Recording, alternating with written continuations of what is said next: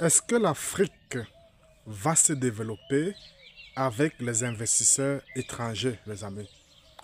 Vous voyez, on entend beaucoup dans les journaux, voilà, chaque pays africain, courant en Occident, en Chine, et partout ailleurs, pour soi-disant chercher les investisseurs étrangers qui vont venir créer l'emploi et développer le pays, les amis. Mais est-ce que, en réalité, la course aux investisseurs étrangers développe vraiment un pays, les amis? Est-ce que le fait d'avoir plusieurs multinationales dans votre pays développe réellement le pays, les amis? Donc, c'est la question que je me suis posée et que j'aimerais que l'on débatte aujourd'hui. Voilà, qu'on essaie un peu de creuser, qu'on essaie d'analyser pour voir si effectivement, voilà, les investisseurs étrangers affluent dans un pays pour développer ce pays-là, dans le souci de développer ce pays, les amis. Et on va voir, on va faire une analyse panoramique parce que c'est toujours important de regarder ailleurs comment les autres ont fait, comment ça se passe ailleurs, pour voir si nous, on est en train de faire erreur ou bien on est sur la bonne voie. Voilà. Parce que beaucoup de pays africains négligent les locaux et embrassent tout azimut les investisseurs étrangers et leur ouvrent la porte de prendre les parts du marché, les amis. Est-ce que c'est viable économiquement? Est-ce que pour s'en sortir, il faut ouvrir la porte aux investisseurs étrangers comme ça se passe en Afrique là, sans les imposer des limites? Vous allez voir en Côte d'Ivoire beaucoup d'entreprises étrangères qui pilulent. Vous allez voir aussi au Cameroun beaucoup d'entreprises étrangères qui pilulent et qui détiennent les secteurs stratégiques tels que voilà, l'eau. Donc l'eau que les gens boivent, la population boit, est détenue par les étrangers. Comme par exemple l'électricité. L'électricité en Afrique est produite par les étrangers, les amis. Voilà, à des coûts exorbitants. Sans que les conditions d'électricité s'améliorent.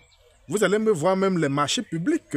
Vous allez voir que dans les marchés publics, dans ces pays africains, c'est des entreprises étrangères qui ont ce marché, qui gagnent ce marché, les amis. Vous allez voir même dans le secteur de l'agroalimentaire, c'est toujours des entreprises étrangères qui ont la part belle, la plus grosse part du marché dans ces pays africains-là. Dans les mines, on retrouve encore beaucoup d'entreprises étrangères. Est-ce qu'avec cette façon de faire, on réussit à sortir la population de la pauvreté?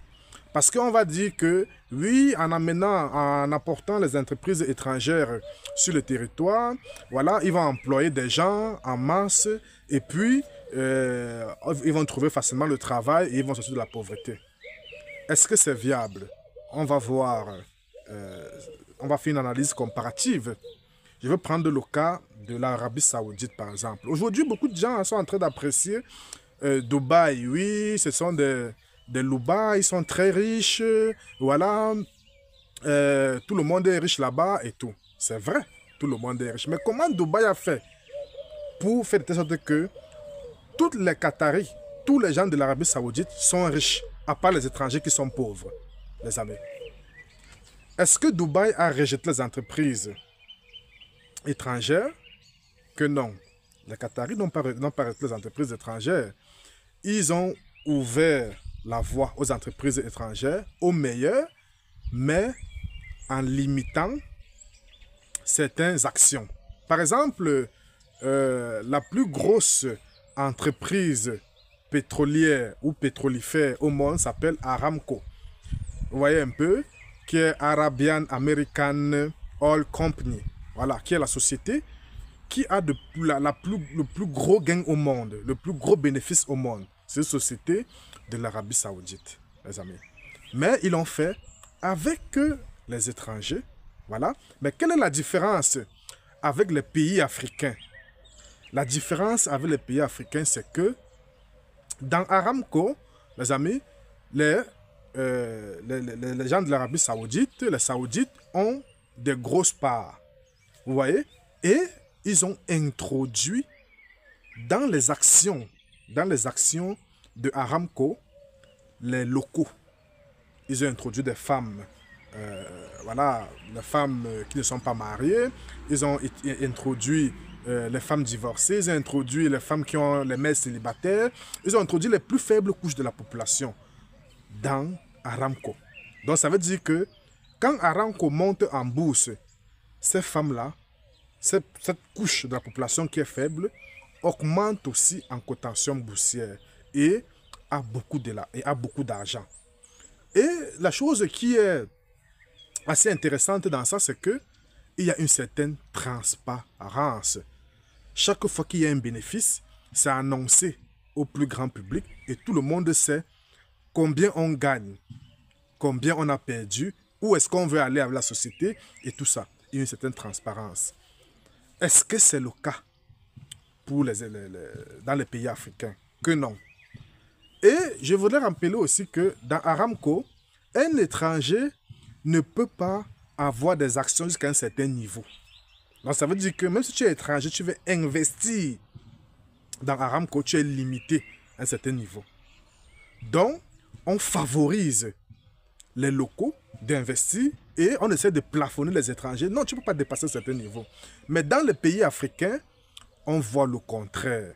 On voit des étrangers qui envahissent tout et ne laissent rien pour les locaux. Donc, on embrasse beaucoup les étrangers. Voilà, ils y mettent de l'argent, c'est vrai, mais on n'essaye pas d'introduire les locaux dans ce qui concerne la fortune publique, les amis. Et ça, c'est très mauvais pour le développement de la société, les amis. Et également au niveau des marchés, on favorise, en Arabie Saoudite, on favorise, voilà, les entreprises locales. Je veux passer par exemple au cas de l'Italie aussi. L'Italie était colonisée par les Américains, colonisée entre guillemets, c'est-à-dire que les Américains, c'est eux qui contrôlaient l'énergie en Italie. Voilà.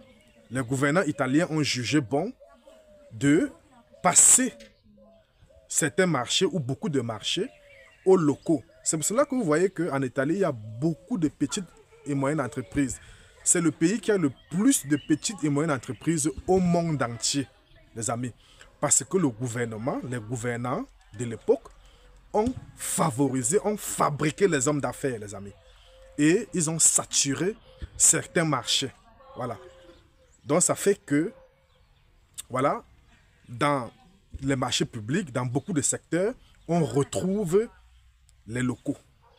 Et même à l'extérieur aussi, on favorise, on fait des champions locaux qui deviennent des champions internationaux. Je ne vous citerai pas les entreprises italiennes que vous connaissez, dans la mode, dans l'alimentation et tout. Vous connaissez tous.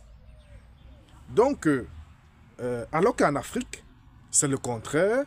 On peut prendre des étrangers qui viennent envahir le marché et tuent l'économie et tuent les plus faibles. Tuent l'économie locale et tuent les plus faibles, les amis. Et ce qu'il faut comprendre, c'est que les entreprises, les multinationales, ne payent pas les taxes comme il se devrait, les amis. Donc, si votre pays est rempli de multinationales, vous êtes mort en guerre. Parce que les multinationales font des montages financiers pour ne pas payer les taxes normalement. Ils corrompent peut-être le chef d'État et quelques millions de quelques agents là. Et les taxes, on ne paye pas. Donc, ce qui fait que, un, vous avez tué les champions locaux, les entrepreneurs locaux. Voilà. Et deux, vous n'avez pas assez de taxes pour faire tourner le pays, les amis. Vous n'avez pas assez d'impôts, vous ne prélevez pas assez d'impôts pour faire tourner le pays. Et c'est comme ça que le pays dégringole. Les gens sont de plus en plus pauvres et ils fuient le pays par la mer. Donc, on gagnerait à intégrer, les gouvernants africains gagneraient à intégrer beaucoup plus les entrepreneurs locaux dans la chose publique, les amis. Même si on veut faire recours aux investisseurs internationaux, voilà, aux multinationales, c'est avec beaucoup de tact, les amis. Ça doit être contrôlé, ça doit être mesuré. On doit s'assurer que ça ne tue pas l'économie locale, les amis. Alors que, comme on voit en Afrique un peu partout, on voit un bordel, on voit le contraire, les amis. Et nous, on exhorte le gouvernement africain de repenser leur façon de coopérer avec les multinationales. Voilà, de favoriser beaucoup plus, d'avoir un regard, de jeter un regard, voilà, d'avoir un regard très intéressant sur les entrepreneurs locaux. C'est très important pour faire de telle sorte que, voilà, l'économie nationale soit pour mêler beaucoup plus les entrepreneurs dans l'économie, les entrepreneurs nationaux dans l'économie locale. Et faire de telle sorte qu'ils deviennent des champions même internationaux, les amis. Donc, c'est ce que je tenais à vous dire. Et dites-moi ce que vous en pensez dans les commentaires, les amis. Portez-vous bien.